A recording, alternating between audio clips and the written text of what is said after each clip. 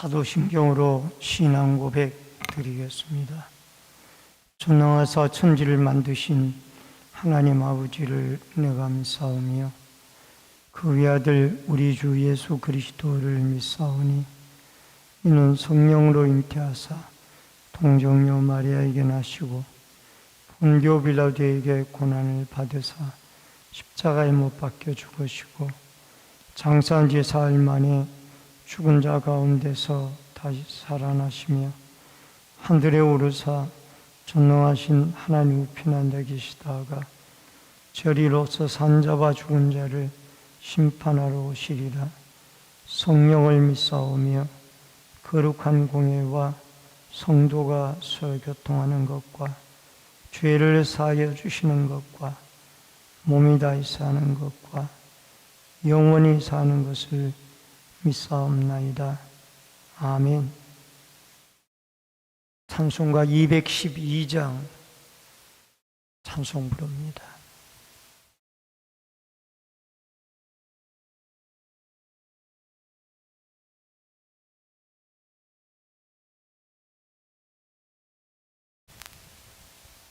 겸손히 주를 섬길 때 괴로운 일이 많으나 구주여 내게 힘주사 잘 감당하게 하소서. 인자한 말을 가지고 사람을 감화시키며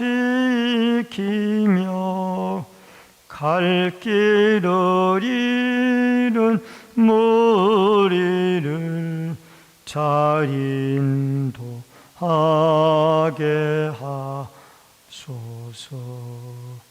구주의 귀한 인내를 깨달아 알게 하시고 굳건한 믿음 주셔서 늘 승리하게 하소서. 장래의 영광 비추사 소망이 되게 하시며 구주와 함께 살면서 참 평강 얻게 하소서.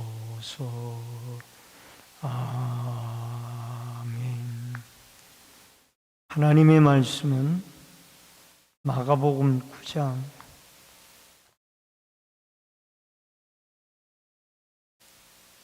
30절로 37절의 말씀입니다. 마가복음 9장 30절로 37절의 말씀. 가버나움에 이르러 집에 계실새 제자들에게 물으시되 너희가 길에서 서로 30절 읽습니다.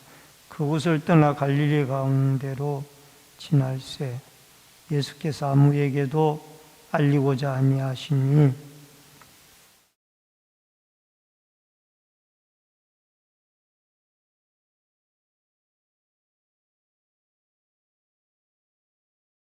그러나 제자들은 이 말씀을 깨닫지 못하고 묻기도 두려워하더라.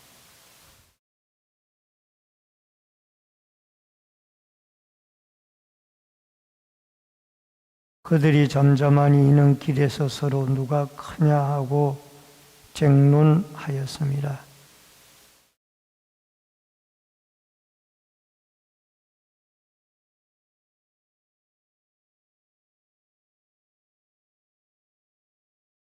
어린아이 하나를 데려다가 그들 가운데 세우시고 안으시며 제자들에게 이르시되 누구든지 내 이름으로 이런 어린아이 하나를 영접하면 곧 나를 영접함이요 누구든지 나를 영접하면 나를 영접함이 아니요 나를 보내신 이를 영접함이니라.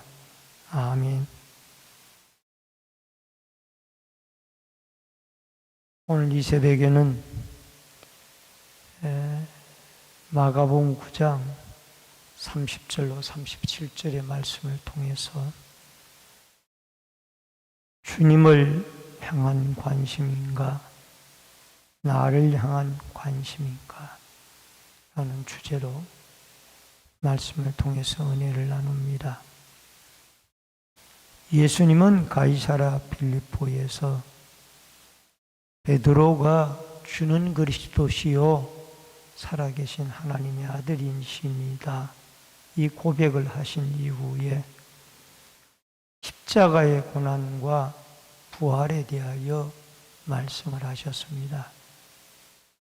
그리고 오늘 본문 30절과 31절에도 두 번째 주님은 고난과 부활에 대한 예고를 하시고 계십니다. 그리고 이렇게 중요한 말씀을 예수님이 하시고 계시는데 제자들은 길에서 누가 크냐, 누가 낮은가, 누가 높은가 이런 것을 쟁론을 하고 있습니다. 심지어 이들은 예수님이 십자가의 죽음에 대해서 말씀하셨음에도 그에 대하여 묻기조차도 두려워하고 묻지도 않았습니다. 여러분, 여기에 지금 주님은 자신이 십자가를 져야 된다라는 이 무거운 마음을 가지고 계시는데 제자들은 누가 주님의 나라가 세워졌을 때 더 크고 더 높은가 이 문제에 관심을 가지고 있습니다. 먼저 첫 번째로 은밀한 갈릴리 방문이 30절에 나옵니다. 그곳을 떠나 갈릴리 가운데로 지날 새 예수께서 아무에게도 알리고자 아니하시나. 예수님이 갈릴리를 방문하시면서 이 사실을 아무에게도 알리지 아니하시고자 하는 이유가 무엇일까? 그것은 31절에 보면은 제자들을 가르치시기 위함이요. 자신들을 알리지 아니하고 이 갈릴리 방문을 조용히 방문하게 되어진 것은 그곳에서 제자들을 가르치고 말씀으로 가르치고 또 더 나아가서 실물 교육으로 그들을 훈육하기 위하여 예수님은 알리지를 않았습니다. 예수님의 사역 가운데 말씀 선포의 사역, 말씀 가르침의 사역, 병고침의 사역 가운데도 예수님이 놓치지 않았던 사역이 있다라면은 제자들을 꾸준하게 가르쳤습니다. 왜냐하면은 그 제자 훈련을 통하여 이제 머지않은 장래에 예수님이 십자가의 죽음과 부활을 거쳐 승천하신 이후에 제자들이 그 복음 전파의 사명을 감당해야 했기 때문입니다. 여러분과 저도 우리가 주님의 제자라는 심정을 가지고 열심히 가르침을 받고 또 배우고 기도하고 훈련하여서 이 하나님의 나라가 가까이 온 이때에 제자로서의 훌륭한 사명을 감당해 나갈 수 있기를 바랍니다. 두 번째로 고난에 대한 제자들의 반응이 31절과 32절에 나옵니다. 31절에 보면은 제자들을 가르치심에 또 인자가 사람들의 손에 넘겨져 죽임을 당하고 죽은 자 가운데 3일 만에 살아나야 할 것을 말씀하셨기 때문이다. 이제 예수님의 십자가의 죽음의 때가 가까이 오고 있음을 주님이 자꾸 십자가의 죽음과 부활에 대하여 말씀하신다라는 것은 예수님의 때가 가까이 오고 있다라는 것을 주님이 말씀을 하고 있습니다. 여러분, 고린도후서 6장 2절에 보면은 보라, 지금은 우리가 은혜 받을 만한 때요. 모든 것이 때와 시기가 있다라는 겁니다. 요한복음 12장 1절로 8절에는 향유를 가지고 예수님의 발에다가 붓고 머리털로 그 발을 씻은 여인의 행위를 주님이 칭찬하고 있습니다. 왜? 주님의 십자가의 죽음을 그 장사 죽음과 장사 진행을 기념하기 위하여 이런 행동을 취하였기 때문입니다. 그리고 더 나아가서 전도서 3장 1절 8절에 보면은 모든 범사에 기한과 때가 있다라는 말씀을 하고 있습니다. 여러분, 십자가의 죽음과 부활에 대한 이야기를 우리는 전해 듣고 누군가 할 수 있다라면은 여러분과 제가 이 제자들은 이 때를 깨닫지 못하고 왜 깨닫지 못하느냐라고 32절에 보면은 묻기조차도 두려워하고 있습니다만은 그러나 여러분과 저는 주님의 때가 가까이 왔음을 말씀을 통해서 깨닫고 더군다나 재림의 때가 이제는 가까이 왔다라는 것을 여러분과 제가 깨닫고 우리는 십자가의 죽음과 부활, 예수님의 재림과 심판의 때를 분별하여 깨어서 기도하고 서로 사랑하며 더 나아가 주님의 재림을 기도로 준비하는 믿음의 성도들이 되어질 수 있기를 주의 이름으로 축원합니다. 그 다음에 세 번째로 자리 다툼을 하고 있는 제자들의 모습이 33절로 34절에 나옵니다. 그들이 잠잠하니 길에서 서로 누가 크냐 하고 쟁론하였습니다. 예수님이 가버나움에 도착해서 너희가 길에서 토론하는 것이 무엇이냐 물었더니 이 제자들이 부끄러워서 아무 말도 대답을 못했습니다. 이미 예수님은 누가 큰지 작은지를 쟁론하는 것을 알고 있었습니다. 여러분, 십자가를 이야기해야 되는 이런 상황에 예수님이 얼마나 힘드십니까? 이렇게 물어도 주님의 마음이 힘들 텐데 주님은 십자가의 고난을 예고하고 다가오는 그 죽음의 때를 생각할 때의 마음이 너무너무 무겁고 힘이 드는데 제자들은 크기에 아랑곳도 없고 이 세상에 예수님의 나라가 임하여지면은 누가 높은 자리에 앉을 것인가 이것을 지금 따지고 있습니다. 쟁론하고 있습니다. 여러분, 교회 공동체는 수평적인 공동체이지 수직적인 공동체가 되어져서는 안 됩니다. 누가 더 높은가? 누가 더 낮은가? 누가 더 힘이 센가? 누가 더 힘이 약한가? 이거를 쟁론하고 있는 사람들은 교회를 아무리 열심히 다녀도 또 높은 자리에 있어도 그것은 제자들과 똑같은 마음이에요.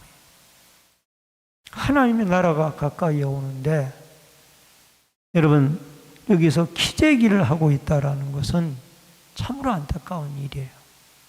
교회 공동체는 예수 그리스도 안에서 모두가 다 한 형제, 한 자매 되어진 수평적인 관계가 이루어져야 되는데, 내가 더 높은 큰 직분을 가졌는데 하고 기대기를 주장을 하고 있다라면은 교회는 항상 시끄러울 거예요.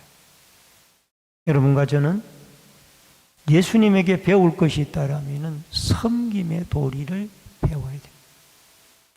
주님은 제자들에게 말씀으로 가르치시고 35절로 37절에 보니까 시청과 교육으로 가르칩니다. 여러분, 예수님이 말씀하시기를 35절에 누구든지 첫째가 되고자 하면은 무사람의 끝이 되어야 하며 무사람을 섬기는 자가 되어야 하리라. 예수님의 나라는 섬기는 자가 큰 자라는 거예요. 그러나 예수님의 나라를 본받아야 할 교회 공동체가 섬기려고 하지 아니하고 내가 당신들보다 높은 자리에 있습니다, 이것을 주장하는 데가 교회가 되어지고 말았어요. 여러분, 이러한 교회는 예수님을 닮은 교회가 아니에요. 세상을 닮은 교회. 세상의 회사나 세상의 사업장이나 세상의 공동체를 그대로 닮아가는 것이 교회의 모습이 아닌가, 안타까운 마음을 가져봅니다. 여러분과 저는 어떤 존재입니까? 예수님의 섬김의 도리를 배우고자 하는 자입니까? 아니면 네가 높은가 내가 높은가 기재기를 하는 그러한 사람들입니까? 우리 자신들을 한번 돌아보고 여러분과 제가 여기에 어린아이 하나를 갖다가 세우면서 누구든지 이런 아이와 같은 겸손하고 순진한 마음을 갖지 않는 자는 천국에서 나중에 끝자리에 앉는 사람이 되어질 것이다. 내 이름으로 이런 어린아이 하나를 영접하면 곧 나를 영접하며 누구든지 나를 영접하면 나를 영접함이 아니요 나를 보내신 이를 영접합니다. 여러분, 마가복음 10장 42절에 보면은 누구든지 제자의 이름으로 이 작은 자 중 하나에게 냉수 한 그릇이라도 주는 자가 내가 진실로 너에게 이르노니 그 사람은 결단코 상을 잃지 아니하리라. 마가복음 10장 45절에는 인자가 온 것은 섬김을 받으려 함이 아니라 도리어 섬기려 하고 자기의 목숨을 많은 사람의 대속물로 주려 함이니라. 예수님이 이 땅에 온 자체가 섬기러 오셨고, 여기에 섬기다라는 이 말을 보면은 디아코니아, 집사라는 그 직책과 동일한 용어를 쓰고 있습니다. 남을 섬기다, 청지기의 자세로 남을 섬기는.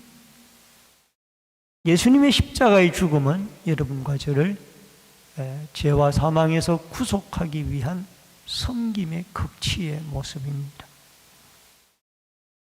오늘도 예수님의 십자가의 죽음과 부활을 생각하며 주님은 마음이 무거운데 제자들은 묻기조차도 두려워하고 누가 크냐라는 것을 쟁론하고 있다라는 이 두 모습의 안타까운 모습을 우리가 바라보면서 우리 자신을 낮추고 우리는 주님의 제자로서 열심히 가르침을 받고 훈련함을 받아서 하나님의 나라를 먼저 섬길 수 있는 섬김의 아름다운 훌륭한 그리스도를 닮아가는 이 수평적인 공동체를 이루어 나가는데 여러분과 제가 쓰임을 받는 아름다운 축복과 은혜가 여러분과 저에게 있어지기를 주의 이름으로 축원합니다. 기도하겠습니다. 고마우신 아버지 하나님, 은혜를 감사를 드립니다. 예수님은 십자가의 죽음을 두 번째 예고를 하시고 부활을 두 번째 예고하셨습니다. 이제는 주님은 십자가를 향하여 나아가고 있는데 제자들은 누가 길에서 크냐 작으냐를 쟁론하고 있고 주님의 십자가의 예고에 대하여 묻기조차 두려워하고 있어 주님은 너희에게 깨달음이 없느냐라고 묻고 계십니다. 오늘 주님의 나라는, 주님의 교회 공동체는 수직적인 높고 낮음의 공동체가 아니라 수평적인 섬김의 공동체인 줄로 믿습니다. 예수님이 땅에 섬기러 오셔서 친히 십자가의 죽음과 부활을 통하여 또 수많은 낮은 자, 병든 자, 약한 자들을 섬겨주셨던 것처럼 우리도 섬김의 공동체로서 나보다 더 연약한 자들을 그리스도의 사랑으로 섬기고 또 하나님의 형상으로 지음을 받은 귀한 인격체로 알아 섬길 수 있는 아름다운 섬김의 공동체로 주님의 제자들로 주의 재림을 깨어 기도하며 준비하며 살아가는 주의 아름다운 일꾼들이 되게 하여 주옵소서. 이 새벽에도 기도하고 간구할 때 주의 성령이 친히 함께해 주시기를 원하옵고 예수님의 이름으로 기도하옵나이다. 아멘. 하늘에 계신 우리 아버지여, 이름이 거룩히 여김을 받으시오며 나라 임하옵시며 뜻이 하늘에서 이루어진 것 같이 땅에서도 이루어지이다. 오늘날 우리에게 일용할 양식을 주옵시고 우리가 우리에게 죄 지은 자를 사하여 준 것 같이 우리 죄를 사하여 주옵시고 우리를 시험에 들게 하지 마옵시며 다만 악에서 구하옵소서. 대개 나라와 권세와 영광이 아버지께 영원히 쌓옵나이다. 아멘.